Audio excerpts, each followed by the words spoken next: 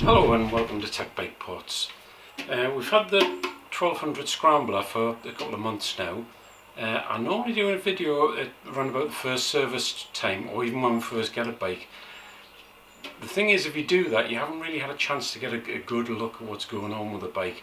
So I've waited actually a couple of months for the bike, and I've done 1500 miles on it now. Mixed riding, I've been off-road, on-road. When I say off-road, I haven't been any really rough off-roads. I've been doing high passes, gravel roads, forest tracks, that sort of thing. That's about what this bike's designed for. If you start taking off on really rough tracks, you're going to break something. And around about 12 grand for a bike, it ain't really the bike for going off-road. Yes, if you've got to get across a track to get from one road to another, or a campsite or something like that, really good for that. But what this bike really is it's an adventure bike. It's an adventure bike that looks good. That's the way I sort of sum it up to myself. Most adventure bikes out there, from my personal viewpoint, I know a lot of people won't agree with this, I think they're pig ugly. KTMs, BMW, GSs, I know lots and lots of people love them, but it ain't a bike that I would want to go and stand and look at. Anyway, let you know what we've done with it in the first sort of 1500 miles. First of all, apologies because the bike's dirty, because I've had it out in the rain. Very mixed riding, we've done a bit of everything. I hadn't done much at all to it in terms of performance or handling or brakes, anything like that, not like we normally do. Normally if I buy a Triumph, the first thing I do, I start attacking the suspension because it's terrible. The suspension is fabulous on this. It's absolutely perfect for rough B-road riding. Well, all roads in this country at the moment are pretty bad, but great for that. I tried a few settings and I put it in full comfort setting, and it's great. You can actually scratch the bike around fast air roads, high speed corners. The bike just grips and grips and grips. And if you do hit a pothole mid-corner, it doesn't get too upset. Whereas if you're out with the guys on the sport bikes and they start getting rough roads that they start to back off, you can just keep this wound on. Brakes are fabulous. Torque, power delivery is fabulous. In fact, really, there ain't a lot we can do to this bike to improve it. There's one or two areas that we can do things a bit on it, but Triumph out the box have produced a really good bike with this. It depends on what you want a bike for as well. If you ride a bike long distances on the motorway, this is not really the bike for you. There is other adventure bikes out there which have got much better wind protection, much better setup for road riding, for comfort. This bike, once you've done about 100 miles on the road, you're getting pounded. Anything over 70 miles an hour, you've got no wind protection whatsoever. Talking of wind protection, I did add the little screen, which doesn't really do much other than keep the flies and muck off the back of the clock. Triumph, I think, have designed the bike to have this. I don't know why they didn't fit it as standard. Obviously they want you to buy it because they left an ugly wire sticking out the back of the clocks, which gets coated in dead flies and muck off the road. So really it's a must to put this on to protect it from the muck. It does keep a little bit off the flies and road muck off you, but it doesn't give you any real wind protection once you start winding on. Now Triumph did produce a touring screen for this bike, and they subsequently deleted it before they were even available for sale.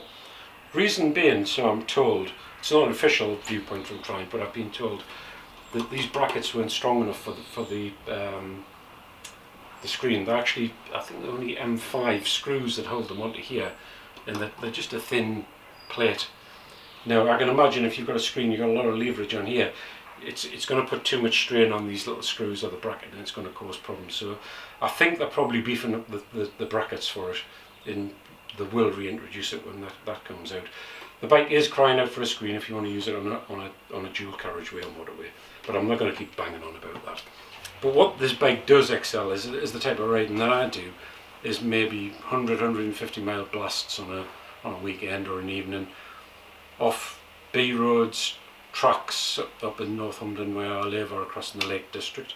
Last week we were across the Lake District, in the Lake District they call us, and we did in one day. We went over there and stayed overnight, and we got up 7:30 in the morning, and we did all the high passes and the lakes and a load of the little unclassified roads and back roads, as well as some of the better A and B roads as well. And it was a complete mix of riding, and the bike was absolutely perfect for it. That is what this bike is designed for. Don't be fooled by the off-road blurb that try and give you. Yes, it can go off-road, but the bike is far too heavy to go off-road. And I've heard horror stories about what riding modes that you put the thing into and getting into all sorts of problems. If you go off-road, you've got to turn everything off. Don't try to rely on ABS and rider modes, because the bike will get itself mixed up. You've got to go back to basic dirt riding skills and turn everything off. But I'll come to that later, riding modes and things like that. Right, what's it like? Well, like I just said, it is a great bike. It's good at everything, and from a tech viewpoint, it's not very good, because normally on a Triumph we can produce lots and lots of parts for a bike after we've ridden it for a bit.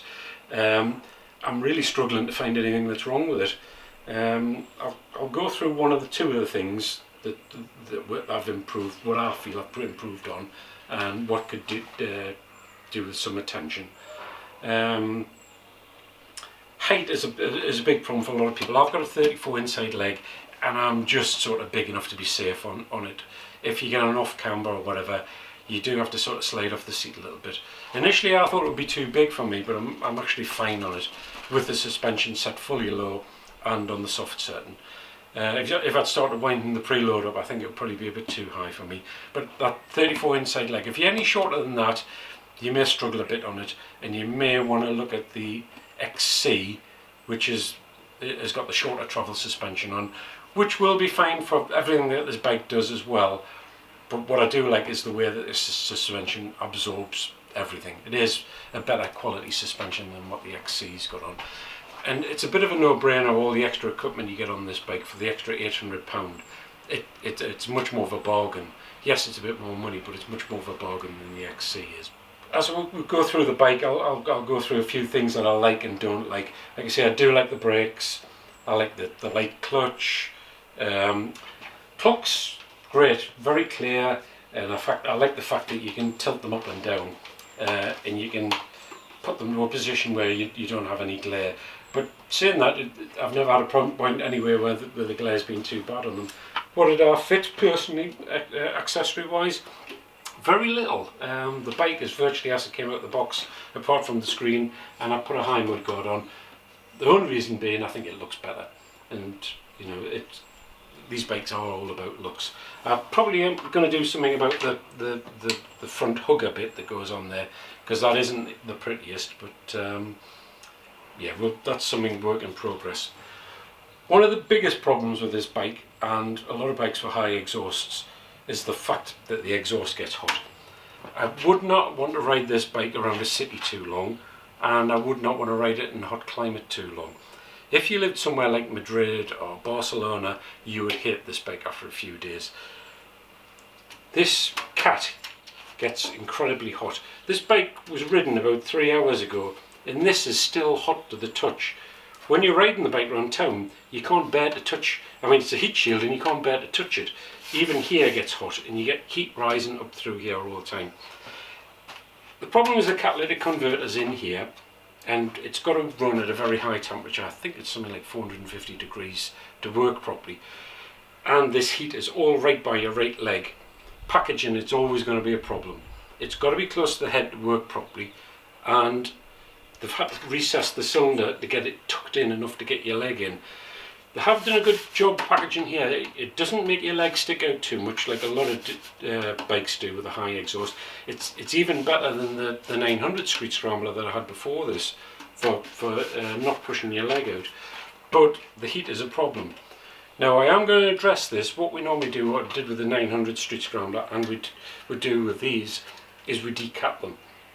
Basically, we do a surgery job. We cut open the front pipe and remove the cat unit. Basically, that's the catalytic converter which sits inside of here, and you have to cut the weld off to get it out. You've got to cut it at the right end, otherwise you can't get it out. But I am going to do a separate video about that 2 days' time. So if you're interested in doing that, we'll show you how you do it. Another thing that a lot of people have said about the bike, and one of the things I don't particularly like, is this great lump of plastic that sticks out the back of the bike with the count. I mean, you don't have to have the indicators on there. You can have blanks, and you can have the indicators mounted high up on the back light as an option in some markets. Not all markets will allow you to do that. It depends on the local laws. Now, we looked at it, we were hoping, looking at the mudguard, it was the same as the speed twin, because the rear mudguard looks very similar. And we do produce a number plate relocate bracket for the speed twin. We thought, oh great, before we saw the bike, this is going to fit. But when we got it, and we saw that it has this huge reinforced plastic spine basically that goes underneath the mudguard, I thought, wait, yeah, we could just take this off and put a little plate underneath, but it isn't as simple as that. One of the biggest reasons is the aluminium mudguard has a big hole here underneath, and it has an electronic unit sitting through it as well, and you've got a lot of electrics up here under the seat, so it has to be well weather protected. So if you're going to put something under here, it would have to be very precisely and well fitted. We have, I'll show you in a moment, we have made a prototype tail tidy, and I have been testing it out for about the last 1,000 miles because we wanted to make sure it was strong enough and waterproof and weatherproof enough, and we're basically there with it, and we will be producing that in about a month or so. We've just got a few bits of final tooling to make for it, and that should be a runner. No idea on price at the moment, but it is coming, and we have been asked a lot for it.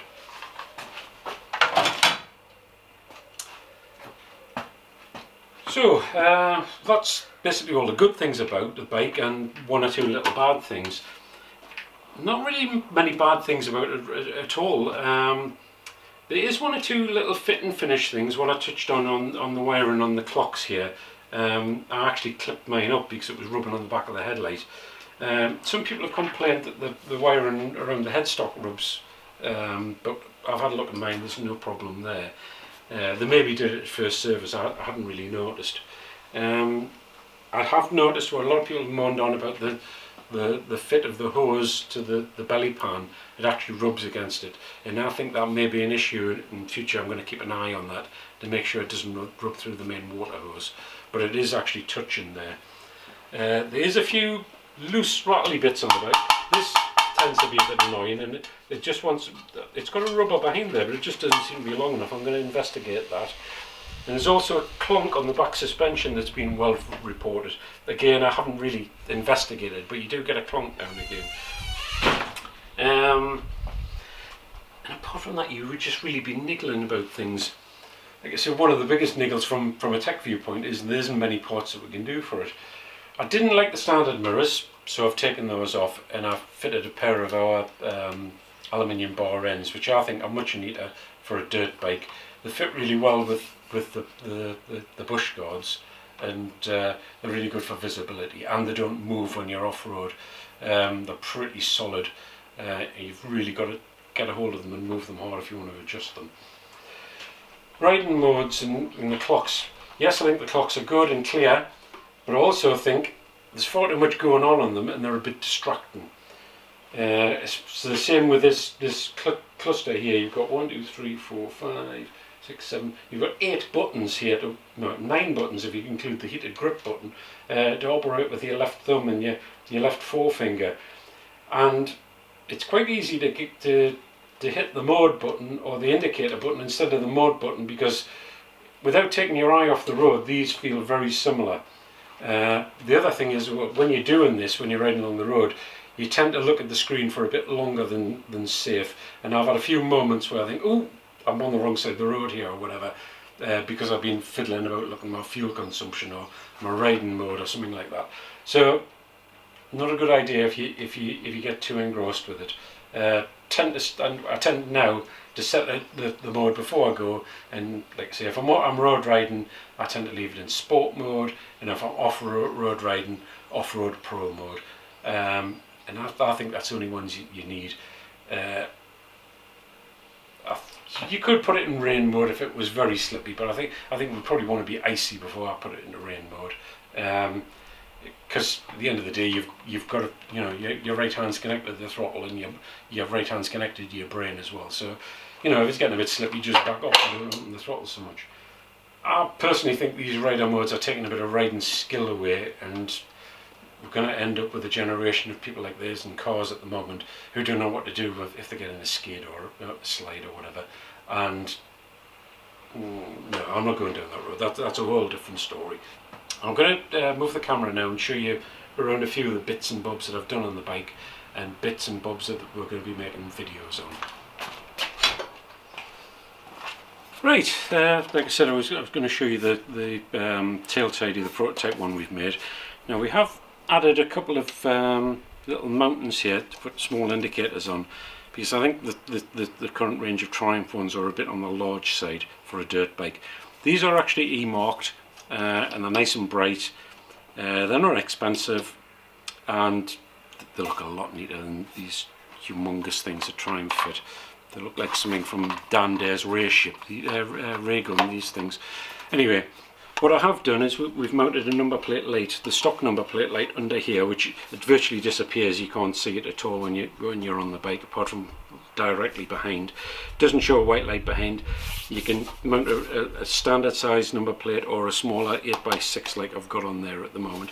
An 8x6 works really well with the width of the mudguard, and it generally looks much neater and tidier at the back end. Like I say, hopefully we'll have this up and running in about a month or so, just doing the final bits of tooling and that for it now. It will have options of indicators. You can, the wiring and the brackets and all come with, where you can have the small tight light with, and you can use the indicators mounted on there, or you can mount the indicators in here.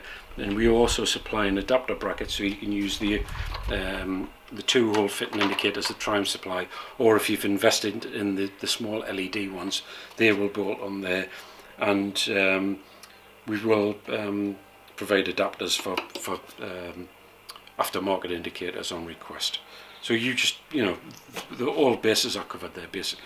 So it uses the standard light that you've got already, and it uses the standard LED number plate light. So it keeps the expense down there. And we'll do a separate fitting video on this once we've finalised it completely. So performance-wise on the bike, I think it probably has all the power that you need. We could improve the torque a little bit and the power delivery. What I did do at about 1,000 miles, we put it on the dyno when the bike was fully run in, and we did a power run, and it's pretty much what Triumph claim. I think it was 89 brake horsepower at the rear wheel, and we will show that against the improvements or whatever changes we make on the bike. I wanted to get a baseline before we did anything at all to the bike, and because we're going to be decatting it, which gives you a little bit a bit better bottom end torque, better throttle response, and it gives you a little bit brake horsepower right across the range, but not a huge amount. It'll be interesting to see what the stock pipes sound like. They look very similar to the ones on the 900, and it did have a nice growl when we decatted it, but we may do some sort of rear slip-on silencer or silencers for it once we've decatted it and have a look at it. There is some people who have been fitting the 900 Vance and Hines 2-to-1 to the bike, and there's lots of different schools of thought on that one. It doesn't really fit the bike properly, and personally I think the front pipes are way too small at 38mm diameter for this motor. You will lose a bit of performance, but everybody their own. If you want to do that, go down that route, but it isn't the right pipe for this motor. We will be looking at different performance mods. We do produce a 1200 camshaft, which gives you a lot more mid-range torque and pull, and makes the bike pull like a train basically. And we may drop one of those in later. I don't think many people will be looking for a lot more performance from this. On paper, 89 brake horsepower doesn't sound a lot, but the way it delivers it, it's got a solid wall of torque, and you don't really want any more power out of it. But we will look at it anyway. We're working on the airbox. The airbox is quite, well, it's got paper filter in, which is not the best of things. and it is a bit restrictive on the intake into the airbox. So we're working with an air filter manufacturer at the moment. They've got the filters on the bench at the moment being tested now. We will be producing a filter, a filter for life type, an oil type filter to go in there, which a washable oil filter, which will be a good investment, and it'll flow a lot more air than the standard paper filter. I would imagine we're about 68 weeks off those at the moment, but they are in development and we should be first to have them on the market. Apart from that, we do have a few other little things which we're doing at the moment, and they're still sort of a bit secret at the moment, but we'll bring them out when we get them further developed. But generally the bike is very, very good. Personally, it's a great bike for me. It's the sort of riding that I do. I've sort of got a background of riding, dirt bike riding over the years, and trail bike riding and green lane riding. That's the sort of thing I'm into, as well as road bike riding. And I like the mix that this does, a bit of everything. And it does, a lot of trail, modern trail bike adventure bikes don't do the dirt thing very well, whereas this you feel very confident off-road, and it feels a lot lighter than its weight belies. Talking about weight, we'll be trying to do things to get some of the weight off. The exhaust system is one of the obvious areas where we can get some weight off, and we'll be looking at that. Generally across the bike there isn't that many things that you can lighten, because it is already pretty light. They have used a lot of alloy parts over what the 900 had on as steel parts, like these frame rails down the bottom are lighter. They are made of aluminium, they're quite a bit lighter. And obviously the swing arms all alloy as well. The wheels are nice. I do like the fact that they've got tubeless tyres on, which gives you a bit more confidence for road riding. It means you're not going to rip a tube, especially if you've been off-road and go back onto a fast road again. I have had a nasty moment where I picked a nail up on a trail and had a complete blow at it because it shredded the tube when the nail went through, and eventually worked its way into the tube, and it was at about 90 miles an hour, and it was a very scary moment. That's sort of all I can say. But yeah, generally, Triumph have done a really good job on this bike. And like I say, if I do say that it's got faults, I'm really being nitpicking. Or the horn is useless. It sounds like something on a Chinese scooter, the horn. I am going to try and put a secondary horn down under the motor if I can try and find a way to fit it in, because it needs something a bit deeper and louder. Anyway, before I start moaning on too much, generally I love the bike.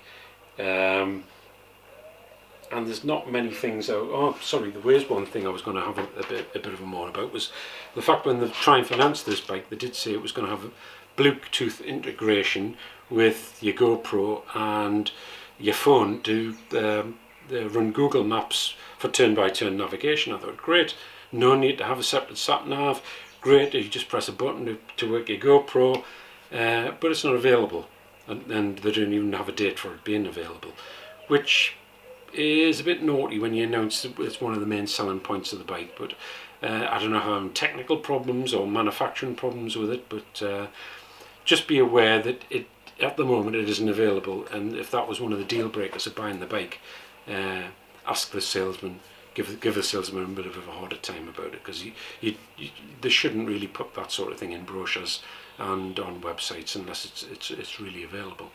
But yeah, watch out for the next video. Like I said, probably the next video will be doing the decat on the exhaust.